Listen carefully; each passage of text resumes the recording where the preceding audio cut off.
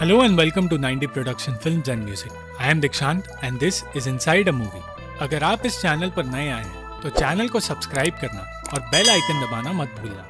आप सब ने द रेड थ्रेड थियरी के बारे में तो सुना होगा, अगर नहीं सुना तो मैं बता देता हूँ। ईस्ट एशिया में ये माना जाता है कि एक इनविजिबल लाल धागा दो लोगों को एक दूसरे से जोड़कर रखता है और जो लोग इस धागे से जुड़े हुए हैं उनका मिलना और एक दूसरे से प्यार करना तय है।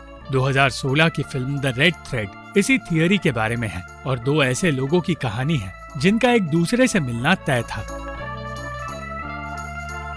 एब्रिल और मैनुअल अर्जेंटीना में रहने वाले दो ऐसे लोग हैं जो एक दूसरे को जानते तक नहीं। फिर भी एब्रिल से मिलते ही मैनुअल को लगा कि उनके बीच कोई कनेक्शन है, मगर इससे पहले कि वो उससे बात कर पाता एब्रिल को वहाँ से जाना पड़ा और वो दोनों अलग अलग रास्ते चले गए। मैनुअल जब प्लेन में गया तो उसे अपनी सीट एक ऐसे आदमी के साथ एक्सचेंज करनी पड़ी जिसे अपनी पत्नी के साथ बैठना था और ऐसा करके अनजाने में वो उस सीट पर पहुंच गया जहाँ एब्रिल एक बच्चे को लेकर आई।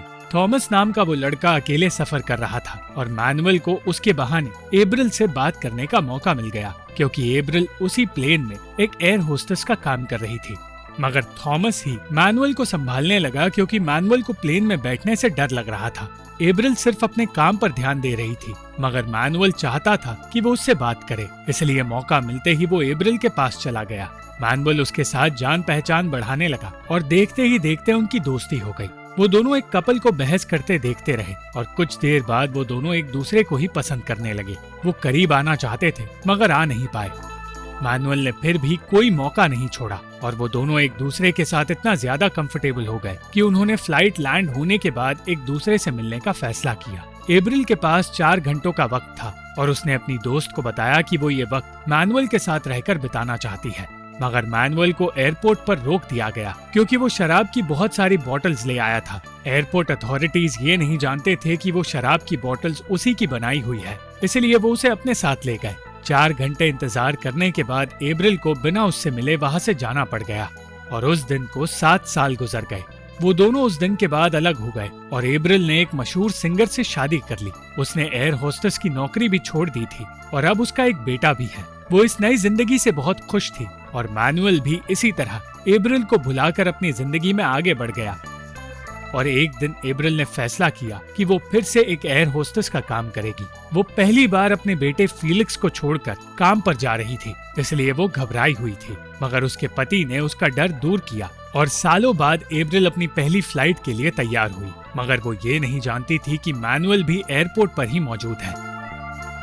और फिर वो दोनों एक ही होटल में पहुंचे जहां वो एक दूसरे के सामने आए और पहली बार उन्हें एक दूसरे का नाम पता चला। मैनुअल करेगा। वो दोनों इमोशनल हो गए थे क्योंकि आज भी उन्हें वो फीलिंग याद थी जो उन्हें 7 साल पहले महसूस हुई थी। मगर एब्रिल ऐसे प्रिटेंड करने लगी जैसे कि उसे मैनुअल याद तक नहीं। मैनुअल कहने लगा कि 2 साल तक वो एब्रिल को ढूंढता रहा और वो उससे बात करना चाहता है। हिचकिचाते हुए एब्रिल बात करने के लिए राजी हुई। साथ बैठकर वो एक दूसरे से अपने बच्चों की बातें करने लगे और फिर एब्रिल अपनी नाराजगी जताने लगी। मैनुअल की तरह एब्रिल ने भी उसे ढूंढने की कोशिश की थी, मगर क्योंकि मैनुअल ने अपनी सीट बदल दी थी और अपना नाम तक नहीं बताया था, इसलिए वो उसे ढूंढ नहीं पाई। और फिर उसने हार मान ली क्योंकि उसकी मुलाकात ब्रूनो से हुई और उनकी शादी हो गई। एब्रिल को इस बात पर भरोसा नहीं हो रहा था कि सिर्फ एक बार मिलकर मैनुअल ये कैसे कह सकता है कि वो 7 सालों से उसी के बारे में सोच रहा है, मगर वो खुद भी गहरी सोच में थी और मैनुअल उसे भी इतने सालों तक याद रहा। एब्रिल की दोस्त भी ये जानकर हैरान हो गई कि मैनुअल इतने सालों बाद उससे मिलने आया। मैनुअल और एब्रिल दोनों को अपनी जिंदगी में अब तक तो आगे बढ़ जाना चाहिए था और एक दूसरे के बारे में बिल्कुल नहीं सोचना चाहिए था, मगर किस्मत भी जैसे उन दोनों को एक दूसरे के पास ला रही थी। वो अनजाने में बार बार एक दूसरे के सामने आते रहे और बातों बातों में नाराजगी जताते हुए एब्रिल अपने गिले शिकवे दूर करने लगी। उसकी दोस्त समझ गई कि एब्रिल मैनुअल को देखकर परेशान हो गई है। एब्रिल ने बताया कि इतने सालों बाद किसी दूसरे देश में मैनुअल से मिलना कोई नॉर्मल बात नहीं है और वो चाहकर भी उसे अपने दिमाग से निकाल नहीं पा रही। मैनुअल भी अपने आप को रोक नहीं पाया और उस रात दूर जाने की कोशिश करते करते वो एक दूसरे के करीब आ गए। शादीशुदा होने के बावजूद मैनुअल उनके रिश्ते को आगे बढ़ाना चाहता था, मगर एब्रिल जानती थी कि ये सही नहीं होगा। अगले दिन एब्रिल को पता चला कि उसकी दोस्त का उनके पायलट के साथ ही अफेयर चल रहा है, और ये जानने के बाद जब वो कुछ वक्त के लिए अकेले होटल से बाहर गई तो मैनुअल उसके पीछे पीछे चला गया। एब्रिल इस नए देश में कुछ देर के लिए टहलना चाहती थी और मैनुअल ने उसके साथ टहलने का फैसला किया। वो बार बार ये कहता रहा कि वो पूरी रात सिर्फ एब्रिल के बारे में सोच रहा था, और एब्रिल उसे याद दिलाती रही कि उन दोनों की शादी हो चुकी है, वो दोनों अब बच्चे नहीं हैं और जिंदगी और रिश्तों को इतने लाइटली नहीं ले सकते। उस वक्त उन दोनों की मुलाकात एक बूढ़ी औरत से हुई जो किसी अलग भाषा में कुछ कह रही थी। उस औरत की पोती ने बताया कि उसे एब्रिल और मैनुअल के बीच एक लाल धागा नजर आ रहा है जो उन दोनों को एक दूसरे से जोड़ता है। कहा जाता है कि चांद पर रहने वाला एक बूढ़ा आदमी धरती पर मौजूद उन आत्माओं को ढूंढता है जिनका एक दूसरे से मिलना तय होता है, और वही आदमी उन दोनों के बीच एक इनविजिबल लाल धागा बांध देता है। मैनुअल इस बात में बिलीव करना चाहता था, मगर एब्रिल का कहना था कि ऐसी बातों से सिर्फ टूरिस्ट्स को फंसाया जाता है। एक पूरा दिन साथ बिताने के बाद एब्रिल की सारी नाराजगी दूर हो गई और उसे फिर से आजादी महसूस होने लगी। वो खुश थी और चाहती थी कि ये दिन कभी खत्म ना हो, और अचानक उसे लगने लगा कि शायद उसे अपने और मैनुअल के रिश्ते को मौका देना चाहिए। उसी वक्त उन दोनों का अफेयर शुरू हो गया और उन्हें इस बात का कोई पछतावा भी नहीं था। मैनुअल ने एब्रिल को तोहफे में एक लाल धागा दिया और उन दोनों को अपनी इस सपनों की दुनिया से उसी वक्त निकलना पड़ा। मैनुअल अपनी पत्नी से सच छुपा रहा था और उनकी बातें सुनने के बाद एब्रिल को पछतावा होने लगा। उसने मैनुअल से कहा कि उन्हें आज ही एक दूसरे को हमेशा के लिए अलविदा कह देना चाहिए, क्योंकि उन दोनों की जिंदगी में अब कोई और है। वो इस रिश्ते को जारी नहीं रख सकते, मगर मैनुअल उसकी बात समझने के लिए तैयार ही नहीं था। वो बस एब्रिल के साथ रहना चाहता था।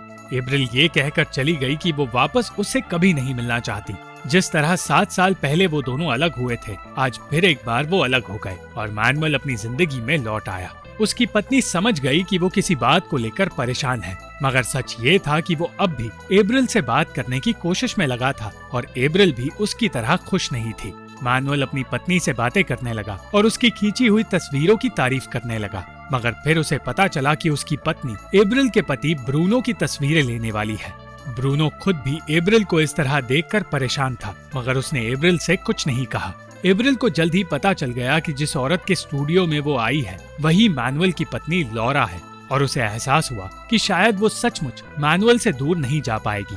ब्रूनो एब्रिल के साथ तस्वीरें खिंचाने की जिद करने लगा, और जैसे ही एब्रिल तस्वीरों के लिए तैयार हुई, मैनुअल वहां आ पहुंचा। मैनुअल की पत्नी लॉरा भी उसे देखकर हैरान थी, क्योंकि वो पहले कभी उसके स्टूडियो में नहीं आया था। एब्रिल और मैनुअल उस वक्त अजीब सी बातें करने लगे।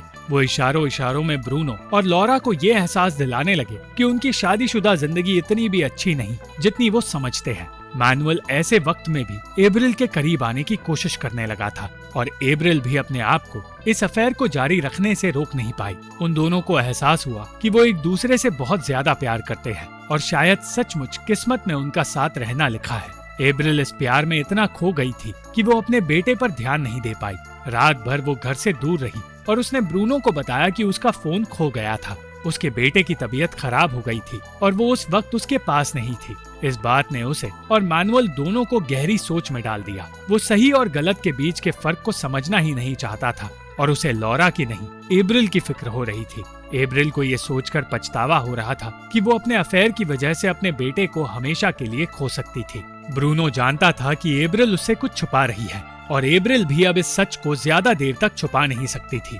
उसने ब्रूनो को अपने अफेयर के बारे में बता दिया, और ये सुनकर ब्रूनो अपने आप को संभाल नहीं पाया। उन दोनों के बीच बहस शुरू हो गई, और दूसरी ओर मैनुअल को पता चला कि लॉरा भी हमेशा से उसके और एब्रिल के बारे में जानती थी। मैनुअल उसी रात लॉरा को सब कुछ बताने वाला था और उससे अलग होने वाला था, मगर इससे पहले कि वो कुछ बता पाता, लॉरा उससे सवाल पूछने लगी। वो समझ नहीं पाई कि उसके और मैनुअल के रिश्ते में किस चीज की कमी थी। लॉरा ने मैनुअल को उसी वक्त छोड़ने का फैसला किया, और एब्रिल भी माफी मांगकर अपने घर से और अपने रिश्ते से हमेशा के लिए दूर चली गई। उस रात मैनुअल और एब्रिल का एक दूसरे से मिलने का कोई इरादा नहीं था, मगर किस्मत फिर से एब्रिल को मैनुअल के सामने ले आई, और एब्रिल ने मैनुअल को उस बूढ़ी औरत की कही बात याद दिलाई। मैनुअल की तरह अब एब्रिल भी ये मानने लगी कि उन दोनों को सचमुच एक लाल धागा एक दूसरे से जोड़ कर रख रहा है, और इसलिए वो अलग नहीं हो पाते। एब्रिल मैनुअल से बिना मिले वहाँ से चली गई, क्योंकि अगर सच में उनका मिलना किस्मत में लिखा है तो वो किसी न किसी तरह एक दूसरे के पास फिर से पहुँच जाएंगे। 1 साल गुजर गया और फिर वही हुआ जो किस्मत में लिखा था और किसी दूसरे देश में एब्रिल उसी जगह पहुंच गई जहां मैनुअल मौजूद था। और तब उन दोनों ने फैसला कर लिया कि चाहे जो हो जाए अब वो एक दूसरे से दूर कभी नहीं जाएंगे। Thank you for watching this video. अगर आपको ये वीडियो पसंद आई तो इस वीडियो को लाइक, शेयर और इस वीडियो पर कमेंट जरूर करें और इस चैनल को सब्सक्राइब करना मत भूलना।